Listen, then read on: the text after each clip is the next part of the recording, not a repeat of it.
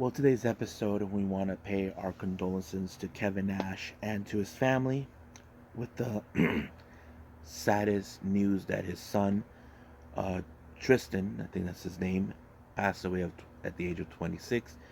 Don't know much about him, but I did hear that he started working at Kevin Nash's podcast.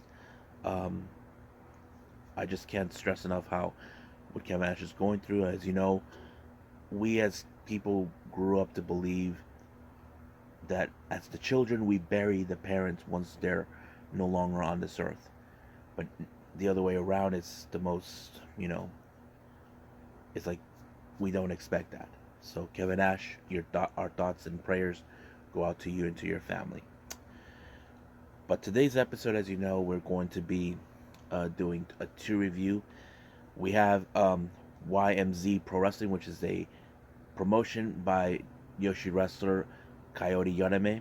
This one took place on the 8th of October.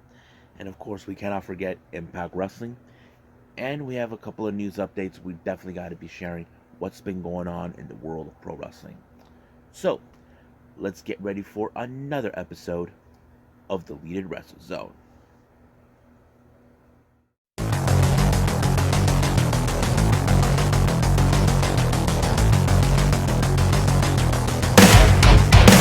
Are you ready? Get up, get up! Get up, get up! Get up, get up! Get up, get up! Get up, get up! Get up, get up!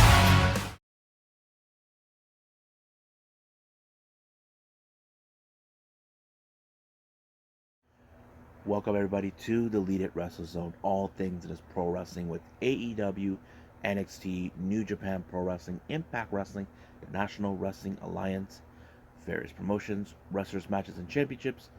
I am your host, J Rod here. So, let's begin with YMZ Pro Wrestling. Now, if you're not familiarized with this promotion, this is from Yoshi Wrestlers Coyote Yoname. If you may know her, she is also known as Fukigen Death in Stardom. This is her promotion that she started, right after she was supposed to retire, but no.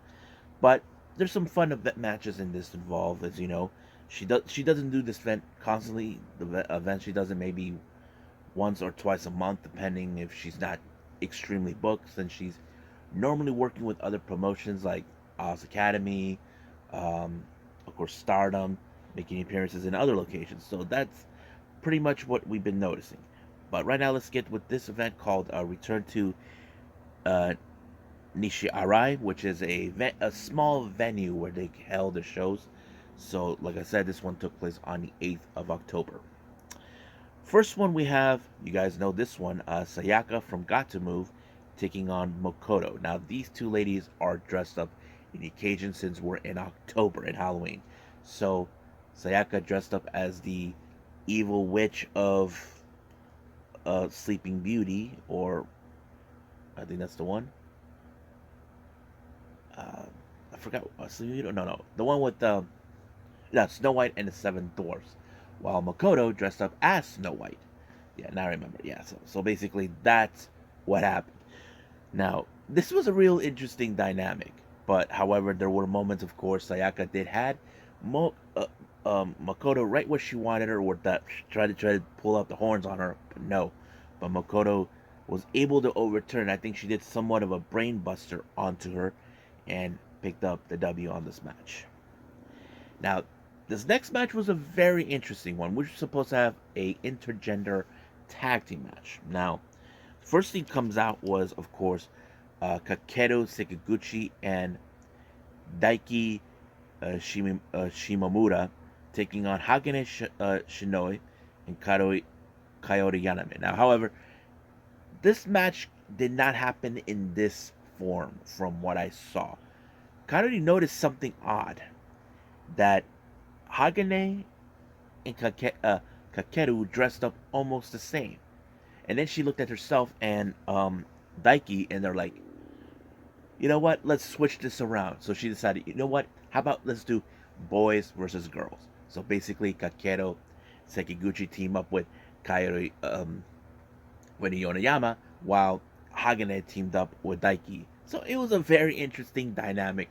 Besides, this is her promotion. She can do whatever she wants, so she can make it happen. So I'm like surprised that really, really, really changed.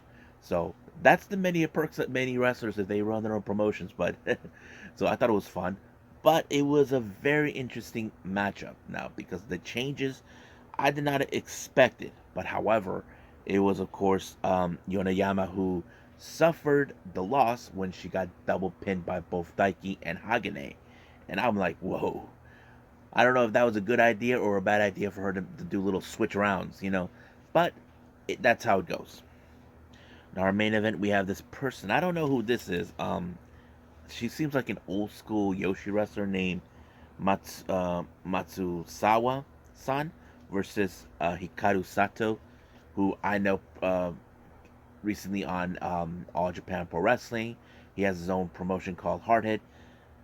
Now, those who don't know about Hikaru Sato, has a bit of the MMA background, but whenever he comes to YMZ, he doesn't dress up in his usual gear. He wears this dress, like a tight dress. And you're probably saying, is he cross dressing? I don't know. He's a little weird in this way, but I try not to judge, but I thought it was funny. Now, it seems that Matsusawa-san actually had him right where she wanted him, tried to beat him, but however, it did not work. So Hikaru Sato made one logical conclusion in order for him to win. So he read some sort of poem or something, I don't know, and that kind of gave him the idea. Okay, she's gonna surrender to him, and it ended in that way. I'm like, what the hell? I never heard of anything like that. If you read a poem to her, she's done. I'm like, this is a very interesting match event. I enjoyed it completely. I'm just the poem. But yeah, so it was a fun event. Now you probably asked me, how can I see this? Now there have been some events they posted on the watchprowrestling.org, but you can see some of their events for free on YouTube. But keep in mind, they will wait. They have to be uploaded later on because they're not.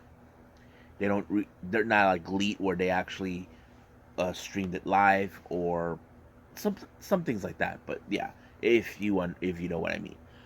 So we'll just see what happens after that. But right now, let's move on to our last review, which is Impact Wrestling.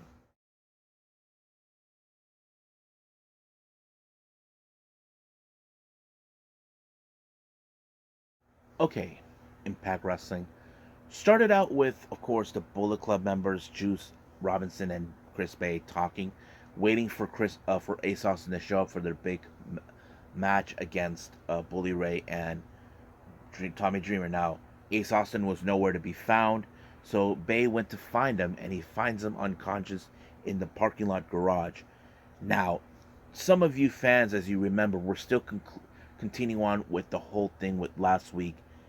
Can Bully Ray be trusted after the events of what happened? As you know, he did not take the shot against Josh Alexander to cash in his Call Your Shot gauntlet match. So that's what happened. But the match had to proceed. So it went with Bully Ray and Tommy Dreamer versus the members of Bullet Club, Juice Robinson and Chris Bay. Now, of course, Bullet Club, they know that suspect numero uno is none other than Bully Ray. So that's been the whole thing going on in the start of this event. Did Bully Ray did what he did? We don't know. But the match went okay. However, it was Bully Ray with the Bully Bomb that sealed the deal. So at the end of the match, Bully Ray did not try to harm or put his hands on Chris Bay. He's trying to tell him he had nothing to do with what happened. So basically, he tried to plead with him. I had nothing to do with it. Now, to continue on with that part, in the back, Dreamer went to talk to Bully to ask him, look at me in the eye. Did you have anything to do with Ace Austin? So Bully Ray tried to say, no, I had nothing. Now, Dreamer's not accusing him. He wants to believe, yes, if you did change, I want to believe that. But there is one person who is not 100% convinced, and that is the one person idolized Bully Ray, and that is Moose. So you probably can guess that he doesn't buy that crap. But yeah. Now, as you know, our main event is none other for the Impact Wrestling World Tag Team titles. Rhino and Slayer's been waiting for a whole year for this to happen. We're excited, and they're like expecting. Now, many fans can say, are they going to win? We'll see what happens. Now, our next match, we have Mia Yim versus Taylor Wilde. Now, this was a very interesting match. I enjoyed it. Now, you probably say they one up each other in every aspect, but it was, of course, Taylor Wilde with the Wild Ride that ended this match, giving her the victory. However, post-match, Mickie James shows up. Now, it's no secret to me why she was going to be there. However, it did not announce. I had a feeling that, Mickie James was trying to say, Taylor Wilde, can you be my opponent for my last rodeo? But it was interrupted by Prazzo and Green and Shaw. As you know, they felt that Mickie James should be respecting them. But however, the Juggernaut, the current Knockouts champion, Jordan Grace, took care of the business, and Shaw got her ass whooped. However, right at the end, James, Grace, and Wilde did not appreciate this whole thing, like saying, you try to buzz into other people's business, that doesn't work. So, it was confirmed later on that we're gonna have this six-woman tag team match, James, Wilde, and Grace taking on Green, Prazzo, and Shaw. So that's gonna be interesting to watch. So that's next week. Now, we get a match between Jason Hotch and Joe Hendry. Now, Jason Hotch is from the Border City Wrestling in Canada, who did not make the cut to go, who's part of, as you recall, Joe Hendry made the cut to go to the Collier Shaw Gauntlet, so he's not happy with it. So this match is kind of interesting. However, Hotch's hatred towards Joe Hendry did not do any well, but it was, of course, a very impressive, somewhat of a choke slam onto Hotch that gave Joe Hendry the win. Even though Hendry did not win the Collier Gauntlet match, I think people are starting to warm up to him, and I think that's a good thing. You got to make a good impression when you jump into Impact Wrestling. Now, Scott D'Amore, as you know, he walks in. If you guys recall last week, we saw Frankie Kazarian initiate Option C. Now, to recap, some of you who are new to this channel question, what the hell is Option C? This was a thing that was created by former Impact Wrestling star Austin Aries. Option C is that gives you the opportunity to cash in to relinquish the X Division title and proceed for the world title. So that is an option that if you want it or not. Many wrestlers have done it. Chris Sabin done it. Josh Alexander's done it. That sort of thing. But when Frank Kazarian came out, Scott D'Amore asked him, "Are you sure you know what you're doing? Are you sure this is what you want?" But he did initiate, saying that they will start an eight-man tournament to crown the next champion in Overdrive, which is the same day where Kazarian maybe will be challenging Josh Alexander for the title. And he said yes, he is sure. Now, Frankie Kazarian he's a 5-time X Division champion, but he has never won the big title itself in his entire career in Impact. He's given a speech about he was thankful for his wife, also giving him a son, and this and that. But however, that party was interrupted by Steve Maclin. Now, I don't know what Steve Maclin's motives were. I'm sure he probably felt that should have been him, or he just doesn't like the fact that here's an outsider coming in, into his backyard. Keep in mind, Frankie Kazarian is not an outsider. He's a guy who, in fact, has been part of Impact Wrestling for a long time. But good thing Josh Alexander shows up to give him a helping hand, and that's what exactly happened. But in the back, Frank Kazarian felt that he didn't need him. However, Alexander told him, "Look, I know that we're going to be opponents, but look, I don't know what Steve Maclin's deal is. I want you to be 100% well. So basically, that's the idea. But to return a favor, Frank Kazarian gave his piece of advice to Alexander: don't trust Bully Ray. So that whole story still continues on. Now, we do see Eddie Edwards, who we haven't seen in almost 2 weeks. Since Bound for Glory, where he was unable to recapture the Impact World title. So he comes out telling Alicia that she was right. It's either him or his family. So even Honor No More showed up. They want to know what's going on, so he was going to make that big announcement later on. We don't know when. So we'll see what happens. Now, Eric Young comes out for a match against Rich Swann. Now, Dino is there too. Now, the match was pretty good, I have to say, but one thing that was clear is Diener tried to interfere, but it did not work. But somehow, Rich Swann was able to overturn it and roll up Eric Young and won. But Swann tried to leave, but his little minions showed up out of the blue, tried to dismantle Rich Swann, but out of nowhere, Sami Callihan appeared and took care of business. Now, he had it with Violent by Design with their crap. So he's going to take matters in his own hands. Now, as you know, we saw Matt Cardona made his return at Bound for Glory. It appears that he is reunited with his major player, tag partner, Brian Myers. Now, but Matt Cardona made it perfectly clear he's not here to take back the digital media title.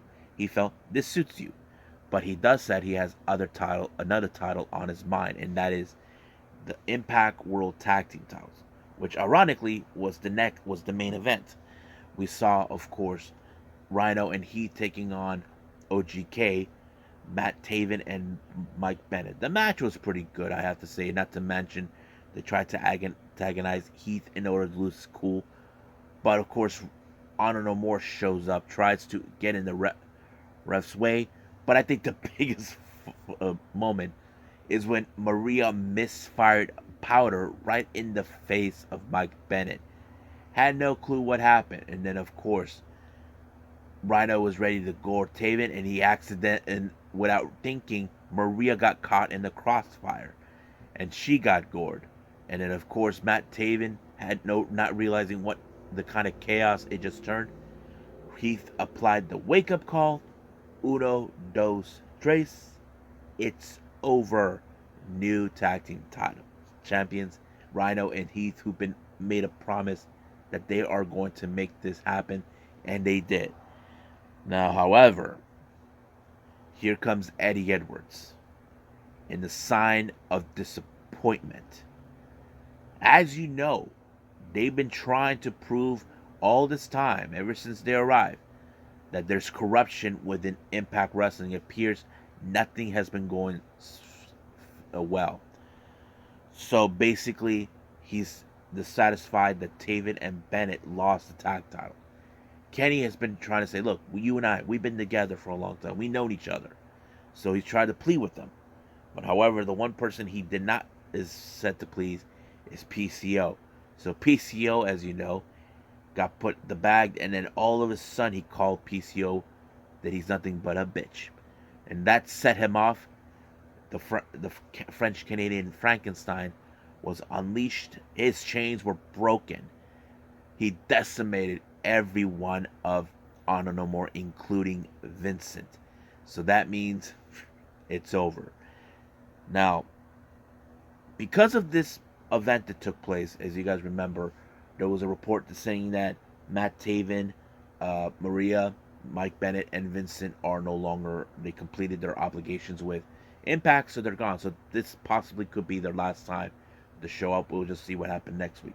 I'm just putting it out there now because of what happened the entire event. I have to say, I like this event show. This Impact Wrestling episode is really good, especially now that Honor No More are gone. We'll see what happens then for upcoming things.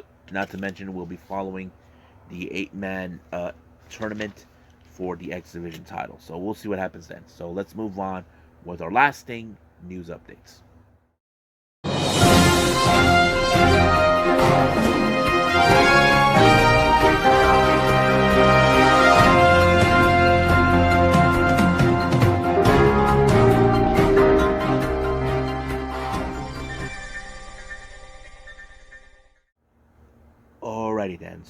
here's for what we have for our news updates for everyone. As you know, GCW are coming up with their next event on the 23rd of October. This one is part of the Moment Clarity. The GCW tag team titles will be on the line. So we have the Mega Bastards taking on the Young Pillars, Nick Wayne and Jordan Oliver. That's going to be a good match. And of course, we got Macisos, Ciclop, and Miedo Extremo taking on Gringo Loco and ASF. Now, good news from Pro Street Wrestling. I don't know how you guys. I think this match they set up for their upcoming event starting in January called Vendetta. They're gonna have a very interesting women's match. This one you guys are gonna love. It's going to be Miyu Yamashita taking on Athena, the goddess. I have to say that's a match I definitely would watch. Now, JCW, Jersey Championship Wrestling, is returning with their upcoming event called Series of Survival that will take place in November 19th. We're going to have the good old boys, Tommy Rich, Doug Gilbert, Chris Hamrick, and John Wake Murdoch taking on the Second Gear Crew. This is going to be one banger of a match. All hell's going to break loose. You know this is the kind of match that the Second Gear Crew will bring out the best of themselves. Now, I mentioned this before. Now, if you guys remember, there was rumors speculating about Unagi being the X in this upcoming event taking place in Tokyo on the 22nd of November. However, the promotion P.P.P. Tokyo will be making an emergency press conference regarding the identity of X. Basically, nobody knows who this is, but I will be following this because if it is Unagi, I definitely got to be putting it. But it's the match where we're going to have Rina Yamashita teaming up with Chanyota taking on Tsurumi Natsu, and of course a partner. So we'll find out. Now, you guys have been questioning a lot about what's been going on regarding the Never Openweight title, New Japan. It appears the president of New Japan is not a happy camper. It just revealed that Carl Anderson missed his double booking, so Anderson might have burned some bridges. Now, keep in mind, I don't know why they made the decision to go back to WWE knowing that he has this title. This is gonna be one. So this is gonna be interesting how this is gonna turn out. So I don't know if WWE are still trying to find a way to convince New Japan to become partners. That is something that people, especially the WWE loyalists, they would want to see, but we don't know.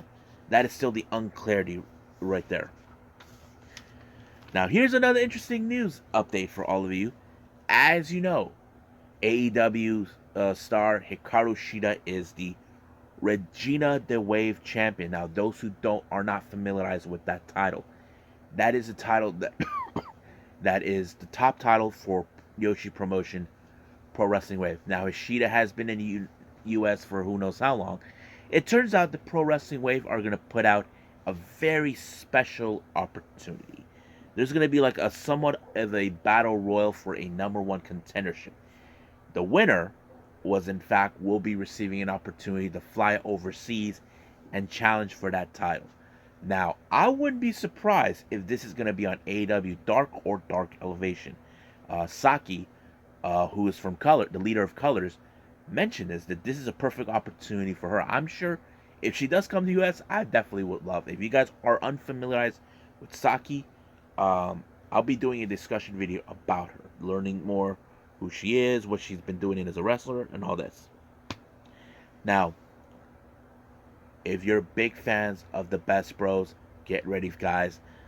By the end of this month, for 1 or 2 weeks, the Best Bros will be making their debut, will be reuniting to finally having a tag match in the U.S. So that's gonna be interesting, and this is gonna happen like right after the 31st of October, I believe, and I'm so stoked. I'm sure many U.S. fans will love to see that. So if you guys have whatever respected areas, if you know promotions that would love to book them, Get them to book him. Do it now. Now, our last update here. As you know, this weekend will be the start of the Goddesses Tag League. So here are some matches they've been announced for that day, for the opening round. Starting with the Blue Goddesses, we have FWC, Koguma and Hazuki taking on Neo Stardom Army, Nanane Takahashi and Yu. Then we have Kawild Venus, consistent of Saki and Mina Shirakawa, taking on BMI 2000 Oda members Ruka and Natsuko Tora. And then, of course, we got O2 Line from Queen's Quest, Azumi and Miyu Amasaki. They take on Wing Star Gori, which is Star members Hanan and Saida. And then, of course, we got the Red Goddesses block. We got the current Goddesses of Stardom Tag Champions, Meltier, as we know them as Tampoi, Tam Nakano and Natsupoi, taking on DDM members Bella Mafia, known as by Julia and Tekla. This is going to be one interesting match. I will try to follow much of it if I can, but we'll see. So this starts this weekend, so set your clocks ready. So let's get started. So I think that's pretty much it what we have. So I believe let's time to call it a day. Well, I hope everybody enjoys this episode. Coming up, we have AEW Rampage and NXT Level Up. So I'm not sure if I'll be putting anything up before that, but I haven't seen yet the latest Triple H show. I might do that if it's possible, but we'll see what happens then. Still waiting for Stardom's latest event that took place on the 16th of this month. So that's something I'm still waiting for. So there's a lot of things I'm going to be expecting. I'm sure that this weekend it's going to be insane, but that's how it is. But for now, I'm just going to end it right here. So I'll see you guys in the next DWZ time. Same DWZ channel. I must bid all of you adieu. So, goodbye. Mwah. And have a nice day. Bang.